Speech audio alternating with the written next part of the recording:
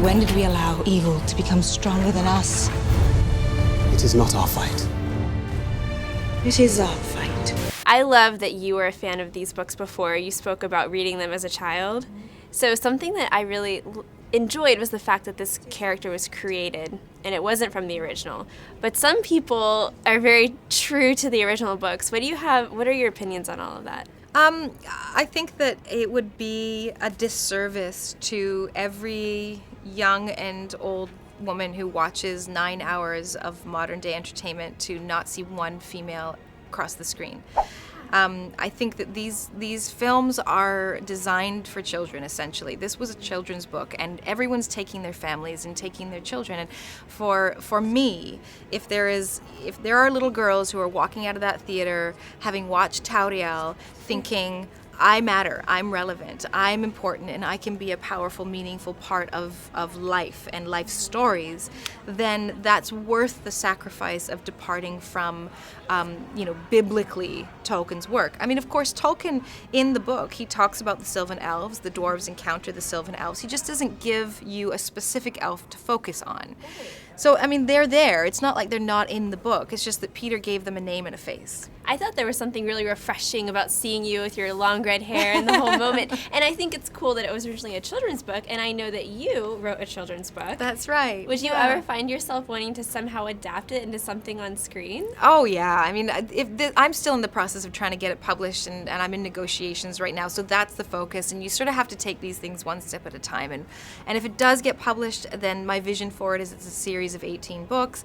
18 books? 18? Is that why you're taking a little hiatus every now and then from acting? That's 18?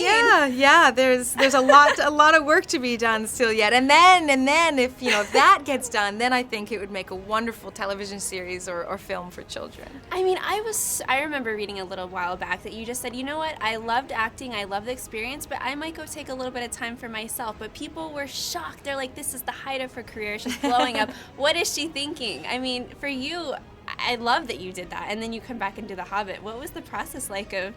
Well, I think that people mistakenly assume that, if you are reaching a measure of success, you should reach for a higher measure of success. And I don't think that's the equation for happiness.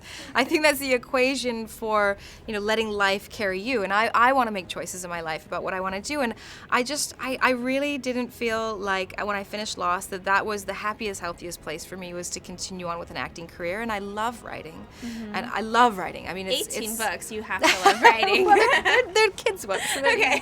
But I write all the time. I mean, I've got, in my computer, there are novels and screenplays and children's stories and, multiples of all these things. And I was like, that is what gives me joy, and I want to pursue that. And I think the fact that I was able to get a little bit of that out of my system, let some air out of the vents, was partly why I was able to enjoy going back to acting and working in this film, was because I felt very creatively satisfied. And up until that point when I was working on Lost, I wasn't feeling creatively satisfied. It's not a collaborative job working on series television. You're sort of a cog in the wheel. You go to work, you do your job, and you go home. And I'm a very creative person, and I love being a part of a collaboration. And this film was particularly collaborative, and so all of it just all came together, and I've had just the most wonderful 2 years. Thief, where are you? Come now, don't be shy. Step into the light.